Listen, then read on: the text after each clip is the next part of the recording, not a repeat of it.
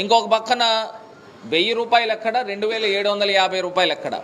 నాకు తెలిసి భారతదేశపు చరిత్రలో మొట్టమొదటిసారిగా ఆంధ్రప్రదేశ్ రాష్ట్రంలో మటుకే ఇంత పెద్ద ఎత్తున పెన్షన్ కార్యక్రమము అవ్వాతాతలకు అందుతూ ఉన్నాయి.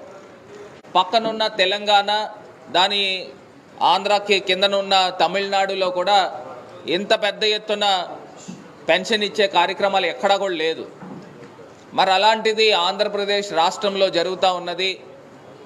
అయినప్పటికీ కూడా దుష్ప్రచారం చేస్తూ ఉన్నారు.